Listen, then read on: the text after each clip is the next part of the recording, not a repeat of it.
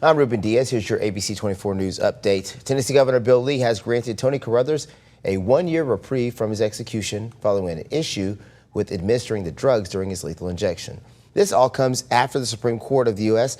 decided not to stop the execution of the Memphis man convicted of killing 3 people in 1994. Now, Carruthers was originally scheduled to be executed at 10 o'clock this morning in Nashville after the Supreme Court denied a stay. Now, the Carruthers team then filed an emergency motion to halt that execution. Now, that emergency motion claimed that the Tennessee Department of Corrections physician was not qualified to inject those lethal drugs. A judge then denied that emergency motion. However, a little bit later, Governor Bill Lee decided to delay Carruthers' execution by 1 year after previously saying that he would not intervene. Across the nation, there is a new debate on whether higher taxes on the wealthy would actually help working families. ABC's Sophie Flay has more.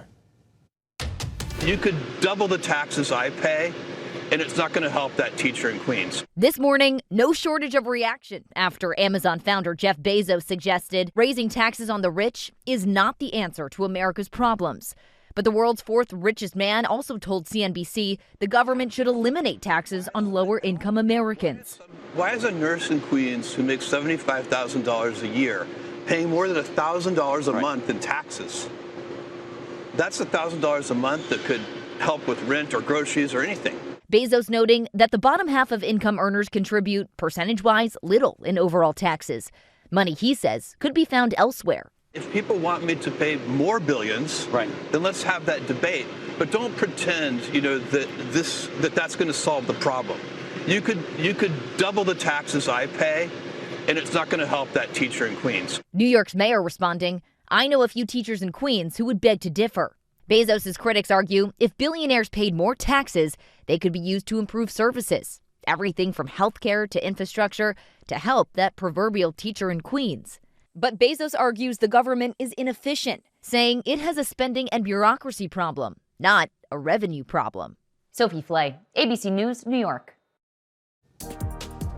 Well, today marked the last day of school for MSCS students and the unofficial start of summer for all those families. As the school district faces state takeover, school board chair Natalie McKinney is celebrating the end of the school year.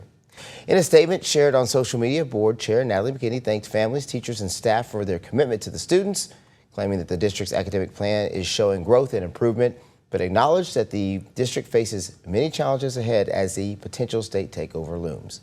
McKinney said in part, what we are seeing is accountability without investment and action without partnership, and yet despite all of that, the district continues to rise.